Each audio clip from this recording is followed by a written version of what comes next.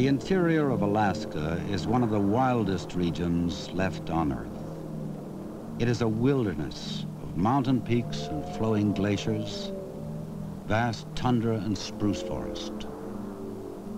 It is a land ruled by the forces of wind and ice.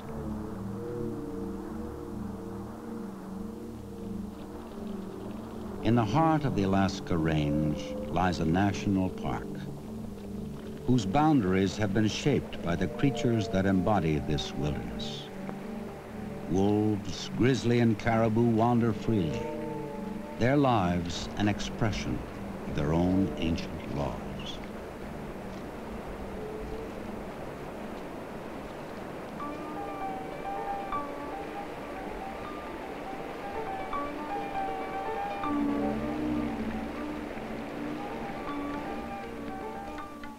Sunlight revives the slumbering pulse of life after 8 months of winter.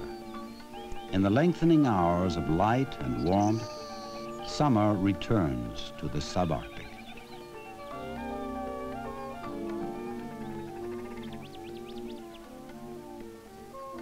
The young of the year were born when the first green plants began to emerge. Growth is intense, with less than 4 months to develop and prepare for yet another winter. This is the common law that guides all forms of life here.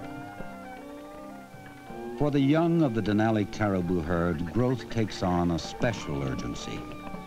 Carried unborn from the herd's wintering grounds just a few weeks ago, they must already join the return migration. The calves must keep up with the others across high mountains and swift rivers, and outrun the predators they will encounter.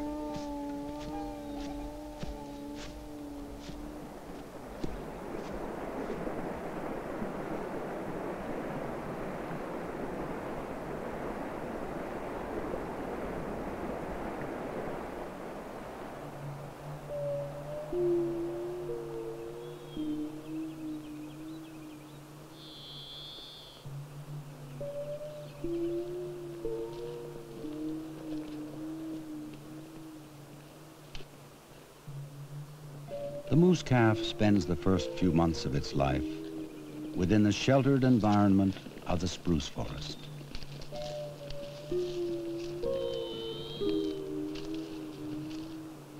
The moose cow will ferociously defend her young against any threat.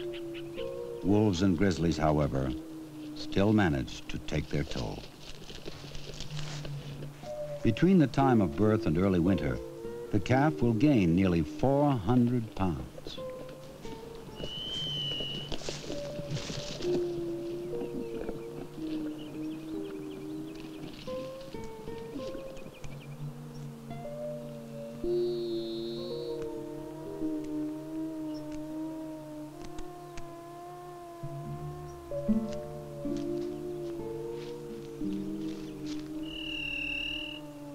The habitat for most plant eaters of the subarctic has been narrowed to the range of the specific plants they thrive on. Predators tend to be wide-ranging in their search for food. In a land where prey is rarely abundant, the red fox may need to hunt in many habitats in order to feed its young. By autumn, the pups will be ready to venture out from the den and face the coming winter on their own.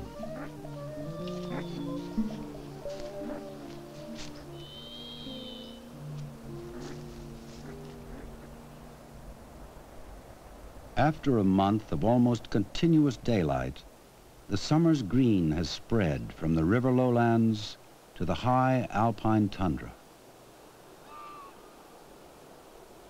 Most of the plant life in this land above tree line grows in a shallow carpet.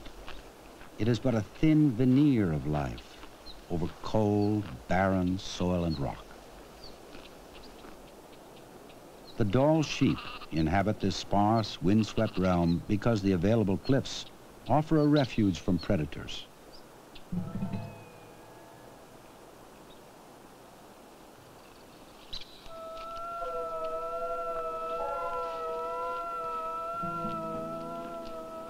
The ewes and their young remain separate from the rams during the summer in nursery groups.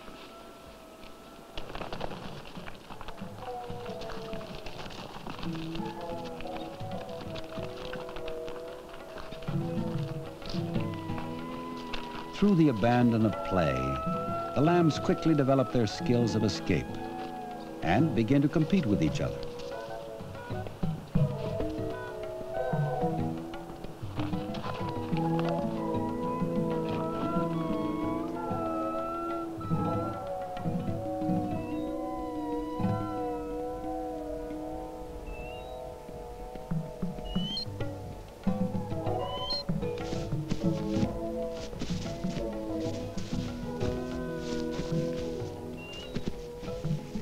The grizzly spends much of its summer in the alpine tundra feeding on grasses, herbs, and an occasional ground squirrel. The moose and caribou calves that the grizzly pursued in early summer can easily outrun it now.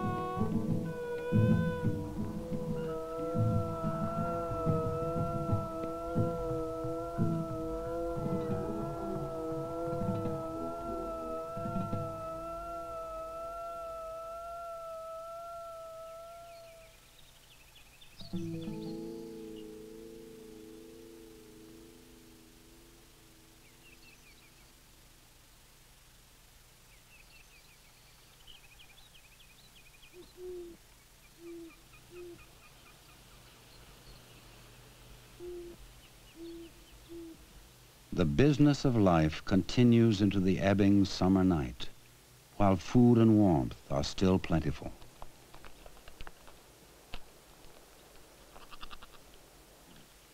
Time, like the restless caribou herd, moves on.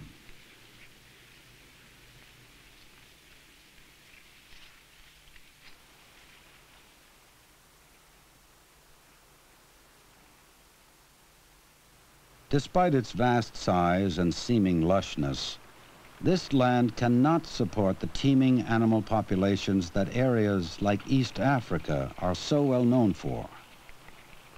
Concentrations of animals like the caribou must move over large expanses of tundra to find adequate food.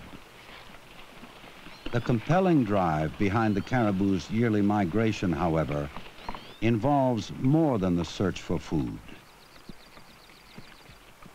Changing from season to season, year to year, the herd's movements are influenced by a myriad of forces. No longer able to keep up with the herd's rigorous journey, the weak and injured will inevitably fall behind.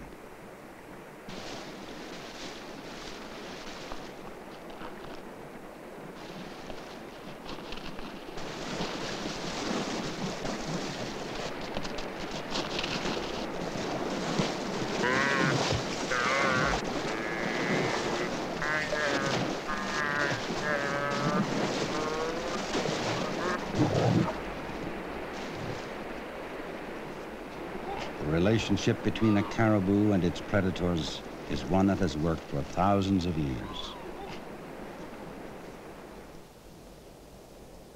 Man's presence in this wilderness park is a light touch of what could be a heavy hand. As long as this touch remains light, these natural relationships will continue.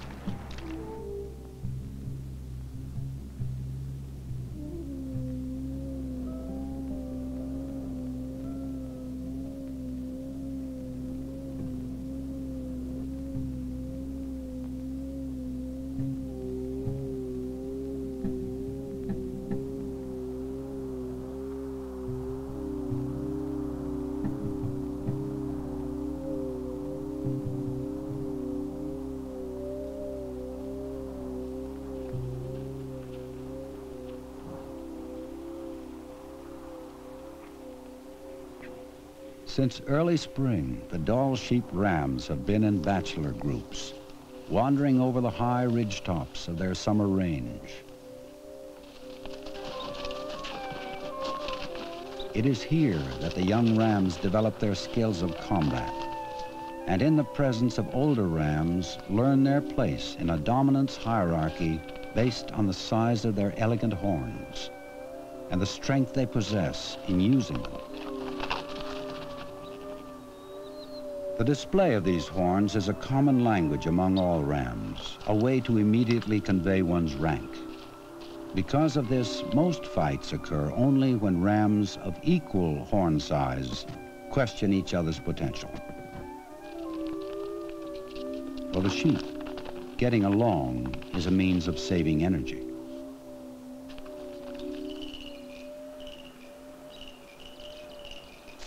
The pika spends its summer in the boulder fields of the sheep's habitat, collecting grasses and flowers into hay piles within the rocks. This is a full-time project and will provide the pika with a steady food supply beneath the winter snow. The marmot has just begun to collect grasses, but these will be used to line its den for hibernation. Though the landscape is still green, the marmot knows that winter is not far away.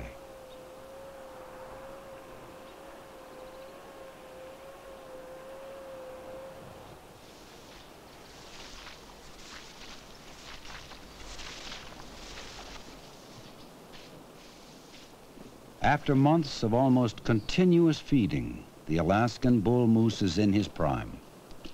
By now, the bull has stored a thick layer of fat and has grown a set of antlers nearly 6 feet wide. During growth, these antlers are nourished by a mantle of velvet, a soft covering of skin and blood vessels. In time, this velvet is shed to reveal a formidable sculpture of bone. The rules and rewards for the hierarchies of sheep and moose are basically the same. The bigger the rack, the more dominant the rank, the more likely one is to breed. But the antlers of moose are more than symbols of rank. They are deadly weapons. Before the breeding season, or rut, the bulls develop a hierarchy with others in the area through light sparring matches. These matches rarely get violent, for if either bull was to make the first strike, his opponent could still cause him severe damage, and both would be losers in the game of breeding and survival. For the moose, fighting has evolved to be the final and most serious means for settling questions of dominance.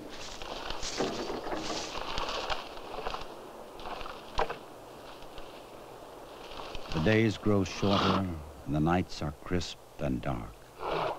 Summer draws to a close.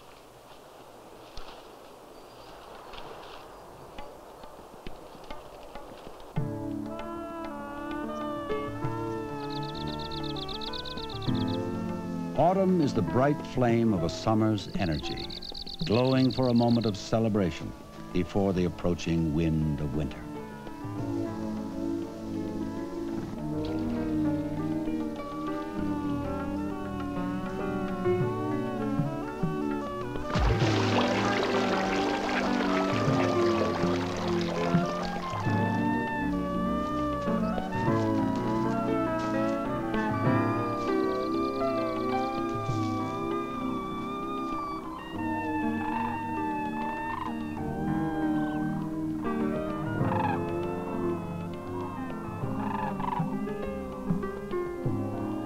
It is a time of movement and migration, and it is a time of purposeful play.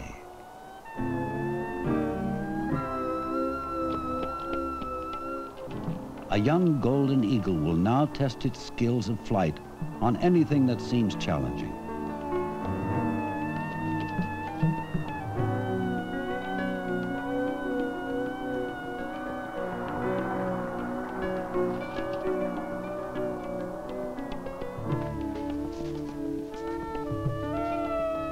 The grizzly and the Arctic ground squirrel perform the final movements in their dance of predator and prey. Soon, they will both be in the long sleep of winter.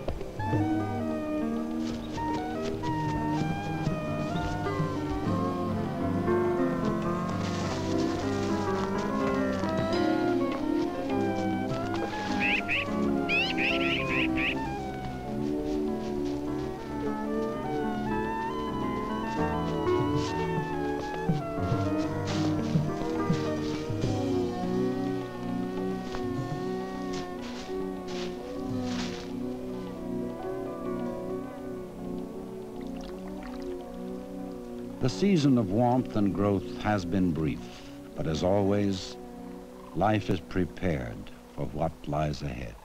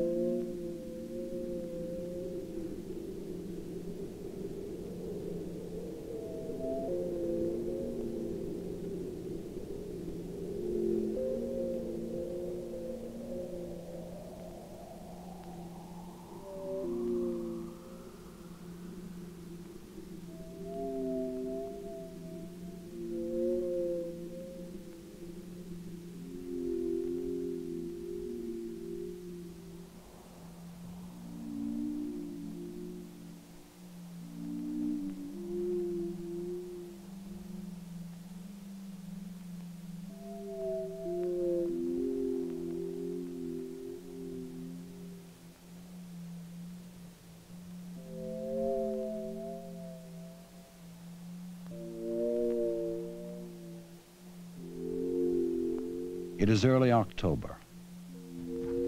The Denali caribou herd pauses briefly from its incessant movement as the season for breeding unfolds. Food now lies beneath a deep blanket of snow, but the caribou's hooves are designed to easily reach it.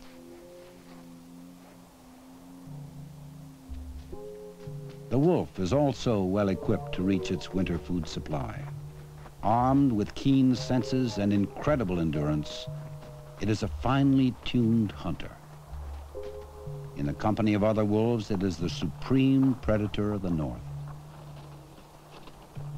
The pack is the central core of a wolf's life, and in winter becomes an essential means of capturing large, swift prey like the caribou.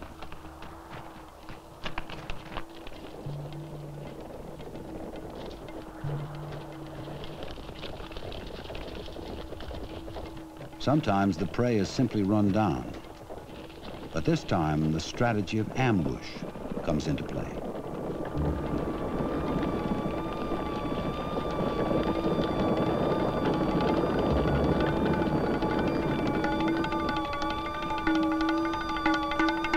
The balance between escape and death is a dynamic one, and more times than not, the caribou will escape. Soon the herd will migrate outside of this pack's territory, and the wolves will shift their attention to other prey. Predation is a sculpting tool in evolution's continuing art of adaptation. Both the snowshoe hare and the willow ptarmigan lose their summer color to remain hidden from the winter creatures that hunt them.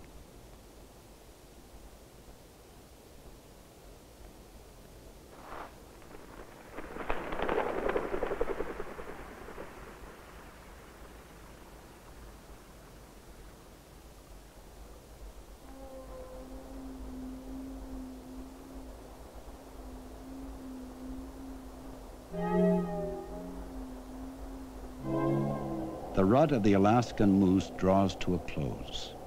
The seed for next year's young has been planted. And now the task facing the moose is to survive the next 6 months of severe cold and deep snows within the domain of the wolf. During the several weeks of intense rutting, the bulls have eaten very little, depleting much of the energy stored from a summer of foraging.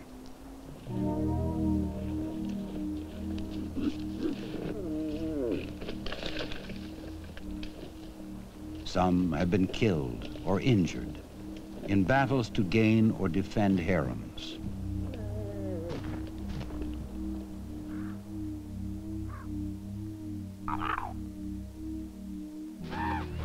The wolves are familiar with the time and location of the moose rut and are rarely disappointed when they arrive in search of food. The wolves and the moose share a relationship of mutual need, for it is the wolves' presence which ensures that only the fittest bulls will survive to breed and continue their genetic line. In the reality nurtured by our mechanized world, death seems to be a meaningless end. Here in the Denali Wilderness, the meaning of death is the continuation of life.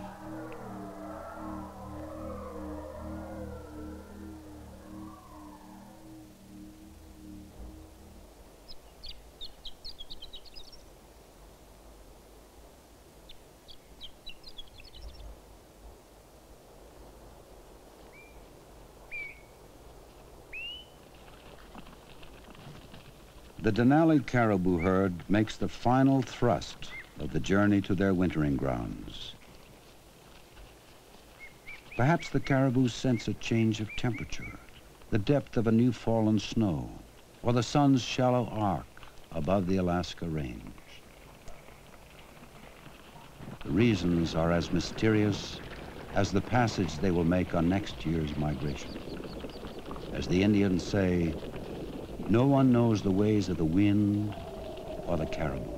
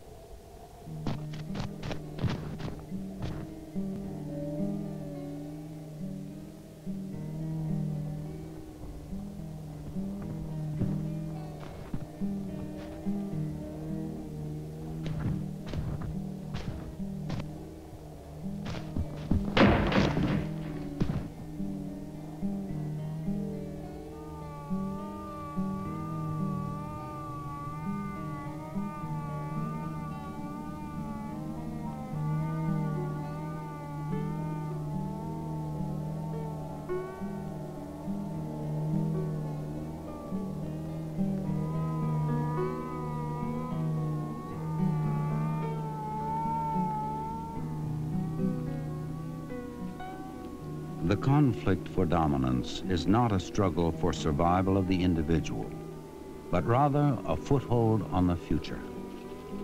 That this foothold exists is the symbol of true wilderness. That this wilderness is preserved is the hallmark of civilization.